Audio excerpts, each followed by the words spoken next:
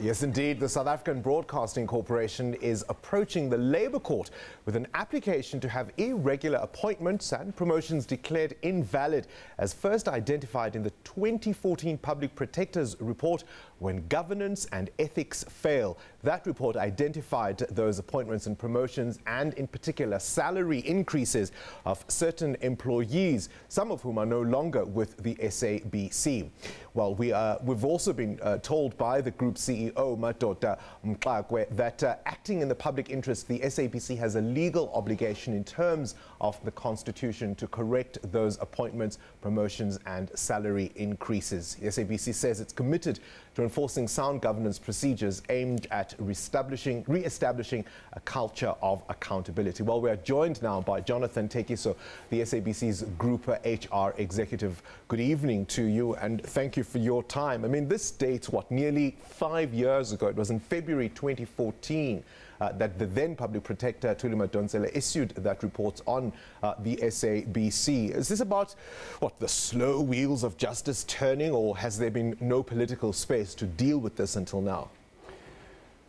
Thank you, Bongani. I think it's important to understand that there has been processes in place to implement the remedial action as articulated in the Public Protector report. And these processes are underway as I speak to you right now. It needs to be understood that we also had to engage with the SIU in terms of the infringements pertaining to a variety of employees. And up to now, we have had quite a number of cases that come through the SIU process.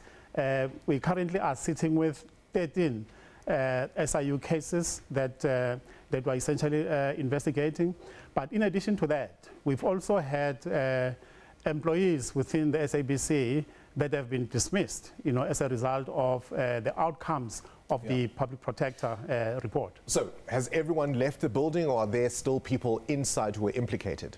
There are those that have left the building. There are those that have been suspended, and there are those that there are those that have been suspended, and there are those that a few that are still within the building, and we're dealing with those matters right now. All right. So one of the things you're trying to do is to recoup some of the funds from those irregular appointments, from those promotions, those salary increases. How much are you looking to claw back?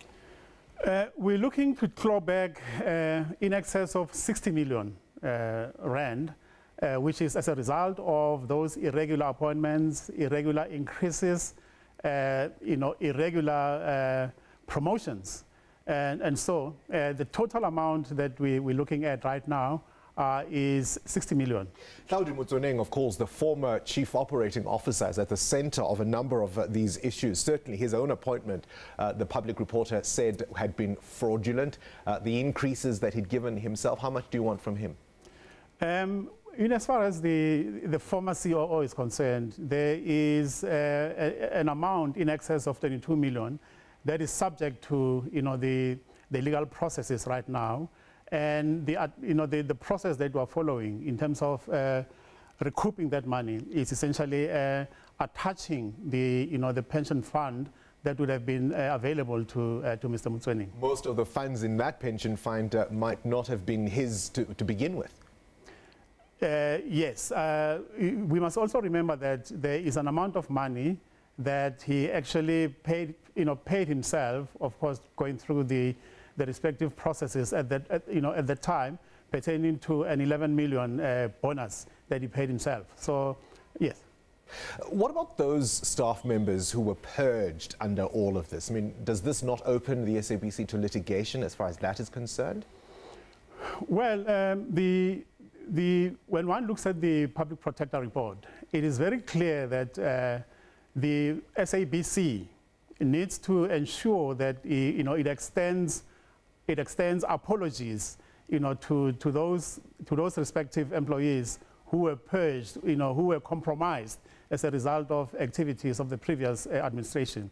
So the SABC is in the process of issuing such such apologies to the respective people, which are clearly identified, Bongani, in the Public Protector report. Now, let's fast forward a little bit. You're also looking not just at what was in that report in 2014, but you're also looking for appointments that happened after the 1st of April 2015. I mean, one of the people that was mentioned in Thuli Madonsela's report, for example, a Miss Sally Mutsweni, only left as recently as July. I mean, how are you dealing with all of those? I think that you've indicated that the wheels of justice move very slow. Suffice to say that she was also a subject of a disciplinary process. And in essence, she was actually dismissed from the organization, and the organization is busy with a process of attaching the pension fund benefits, through the respective organization. This wasn't just matters that arose within the SABC. There were other political figureheads that were involved. If not in encouraging all of that was happening, certainly looking the other way. Where does that place those political individuals? Suffice to say that the SABC at this point in time wants to focus its attention on, mainly the SABC employees and former employees. The process pertaining to those political figures you're referring to is a process that is outside of our purview. Maladministration, financial mismanagement, I mean, the consequences of all of this are things that the SABC is still dealing with to this day. That is quite correct, and that's why we're busy, with various processes, to correct, those issues highlighted in the report. For instance, one of the things that the report, the Public Protector report, refers to is essentially the fact that there was a blatant deviation, a blatant disregard for HR policies, and so that's what this new administration, is looking at in terms of correcting and amending and ensuring that the policies that we have within the SABC are fit for purpose, but more particularly our HR policies, because this is where most of the maladministration actually happen in terms of your irregular appointments, irregular increases, promotions, and what have you. You've also tonight issued a Section 189 in the Labour Court. I mean, you're looking, to aggressively cut down costs. 440 million rand is what you're hoping to save through this. Many people are going to lose their jobs. Well, I think it's important to put the matter in perspective.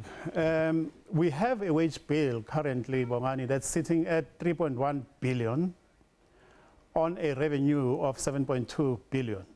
Now, that's almost half. The wage bill is almost half, the revenue that the SABC is generating right now. And so, I don't think there's any organization that wants to go through a Section 189 process. But the organization has essentially gone through a variety of cost-cutting measures. And as we speak right now, we've been able to identify at least 20 million rand in terms of cost savings. So the organization is now at a point where it's left with no other alternative but to start the consultation process with organized labor. Yeah, I mean, are they going to be on board with this? Because when you're talking about 440 million rand, we're approaching R500 million just in terms of a salary or a wage bill that you are hoping to save as a cost-cutting measure. This is going to be a brutal one.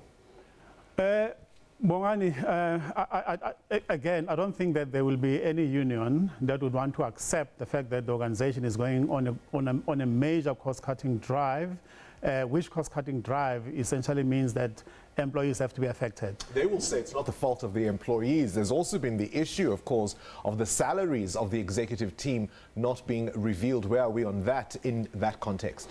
Agreed.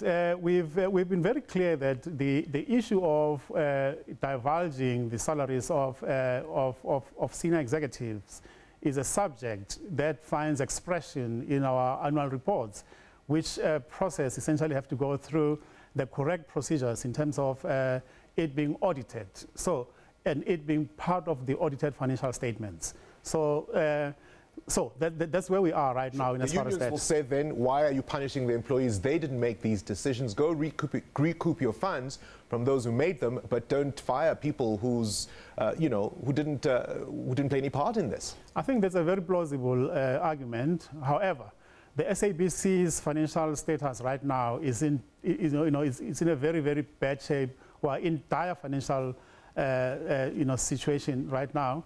And one of the major cost drivers will essentially be our wage bill, which I've indicated just now that it's sitting at about 3.1 billion. We accept that. However, in order for the organization to be, to move back to a position where it can start maintaining costs correctly, it needs to look at invoking Section 189 of the Labour Relations Act. All right, we'll leave it there with Jonathan Thekiso. That's the SABC's Group Human Resources Executive with us this evening.